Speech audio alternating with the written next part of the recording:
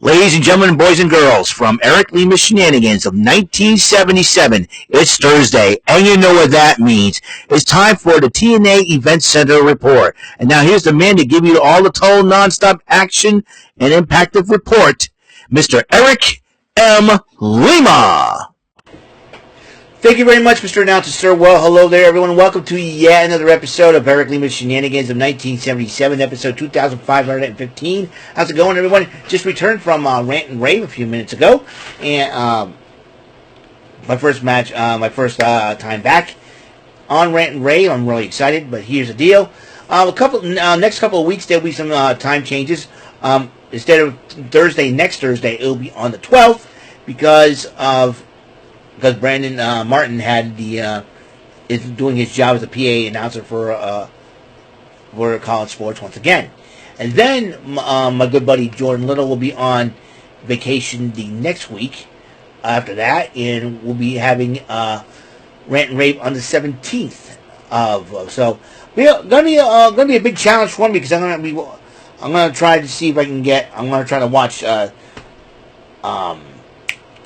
Evolve, and then I got Dynamite. Evolve and Dynamite, and then next Friday I got SmackDown. So it's going to be a little bit of craziness going on for the next couple of weeks. So I'll be prepared for it. So I wish I had a sabbatical for September so I can focus on all that. Anyways, I'm just kidding. It's great to be back though. We had a lot of fun with McGoogles. I can't believe that was the funniest thing in the world, man.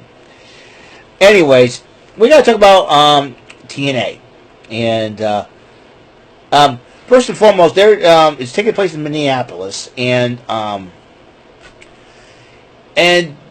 you're going to notice that the t-shirts they wear, the proceeds, 100% of the proceeds of the t-shirts means they strengthen unity, and it says our heart TNA Minneapolis, Minnesota, because of what happened at the Capitol School shooting.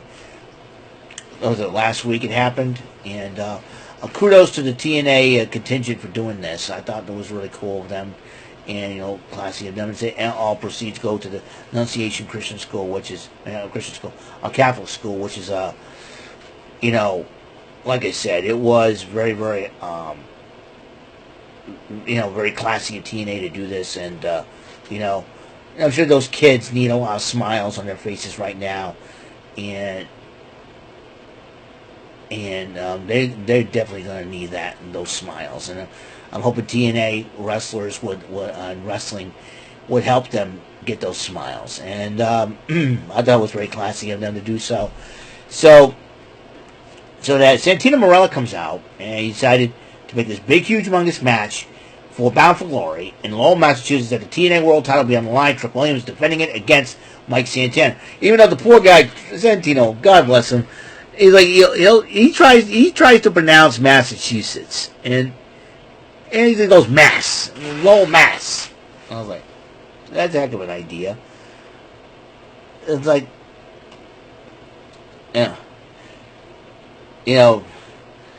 or massive tooth. Never mind. I'm not going there. So anyways, when Mike Santana comes out to interrupt Santino and addresses Trick Williams and vowing to beat him for the title. Meanwhile, Gia Miller interviewed Mara Sade and the Hardys as they get ready for the Order 4s, the Great Hands, and Tasha Steelz. And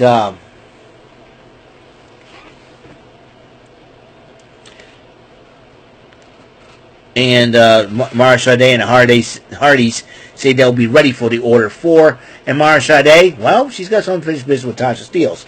Meanwhile, Mike Santana, Mike Santana was heading to the back, and then Moose says, hey, man, listen, now we had our differences, but listen, I'm rooting for you all the way to bring that title back to TNA. The two shake hands, and then AJ Francis talks to Trick Williams on the phone and interrupts him, and then Moose was a little upset with AJ Francis, gets into AJ Francis' face. I'll tell you, two former NFL players going at it one of these days, that'll be a heck of a deal. Meanwhile, Nick Nemeth addresses the Minneapolis crowds going, my big brother was returning to TNA tonight. And Matt Cardona, who has a little bit of history with Mr. Nick Nemeth himself, was sick and tired of it, and he says, I could care less. And then he went after Ryan Nemeth. And then Frankie Kazarian came out, and they had a one-on-one matchup. And the match was going good until Ryan Nemeth comes back out to distract Matt Cardona. Matt Cardona hit him with the radio silence, but as he was trying to go after Kazarian hit him with the fade to black. 1, 2, 3, Kaz has won the match. And so GM Miller interviewed Greg Kazarian goes, did you know that you needed help to win the matchup? And then Greg Kazarian goes, no, how you interview people. It's how you interview. And he goes, so what's next for you? And he goes, well, I would be going after the TNA World title, but I want the international title. Steve Macklin comes out, throws down the title in the middle of the ring, says, come on, bring it on. And then Frankie Kazarian just bails out. Well, you wanted a shot at the title. Macklin's not afraid to bring it, so there's that. And then the Inspiration addresses the Knockouts Tag Team titles. They said they're one step closer to getting him back.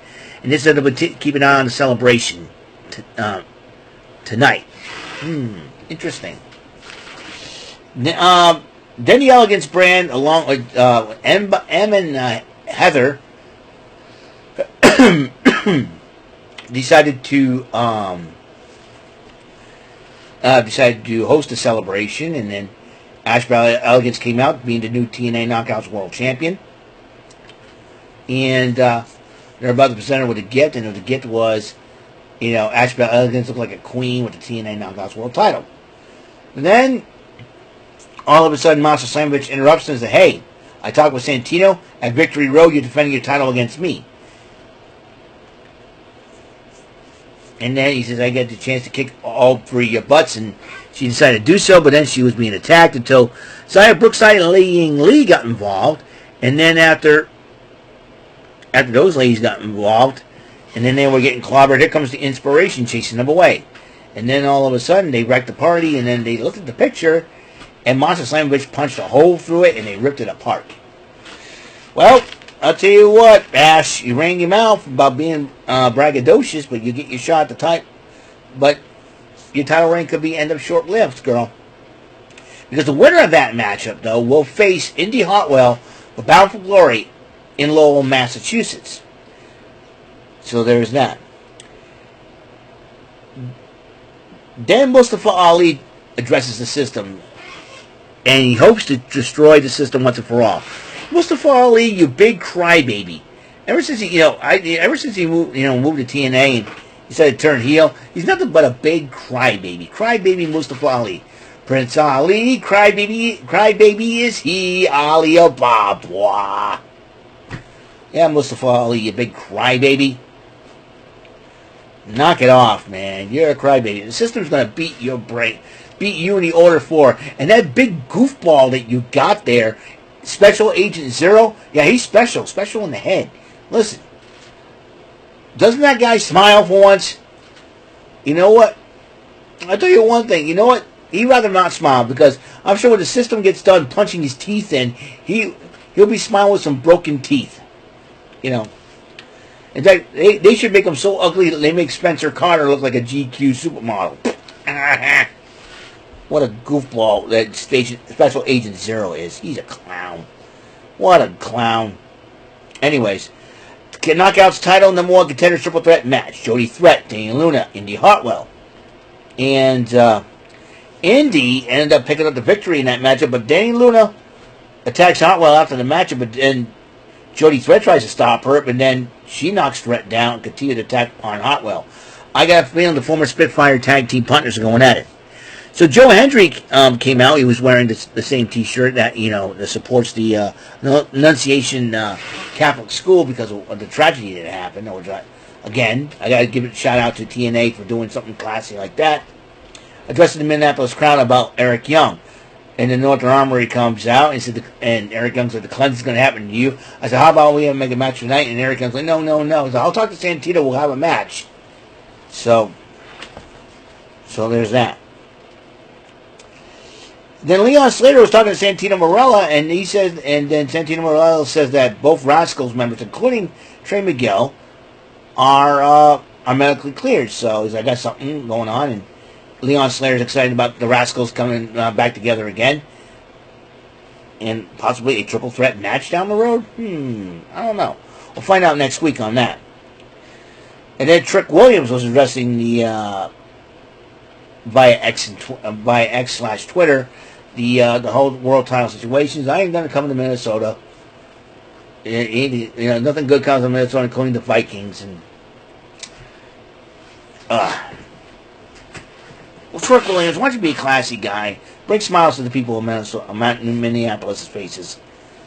Then the main event, the trios matchup, is Mara Sade and the Hardys versus the Order 4's Great Hands and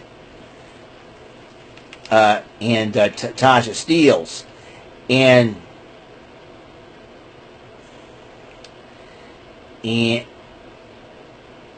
finally, the Hardys and Mara Sade got their payback. I'm surprised that goofball Special Agent Zero didn't get involved in this matchup. Possibly the referee must have kicked him out, which I'm glad. But then the Nemets attacked the Hardys from behind, and then Nick Nemeth super kicks Mara Sade. First Agent Zero was a bully last week, and now this week, freaking Nick Nemeth. Leave the lady alone. What did she do, man? And then they got booed out of the building, and rightfully so. The Nemets, they're a couple losers. The Nemets, they're especially that Ryan Nemeth, my big brother. What a dork. Anyways, that's all the time we have on this episode of Eric Lima Shenanigans 1977, episode 2515. Tomorrow, final day of the work week for me. I'm excited about it. Bullseye will be on the menu along with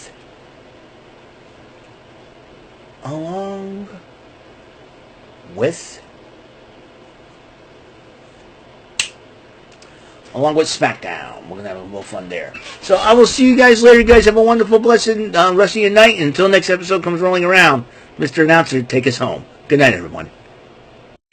That is all for today's episode of the show.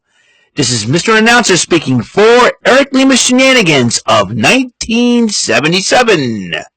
A Big Beefy E and door for Bob Saget production, and in association with a Raving Bull for 3000 telepictures and distribution. Thank you for watching another episode of Eric Lima Shenanigans of 1977. See you later on the next episode of the show. Goodbye for now.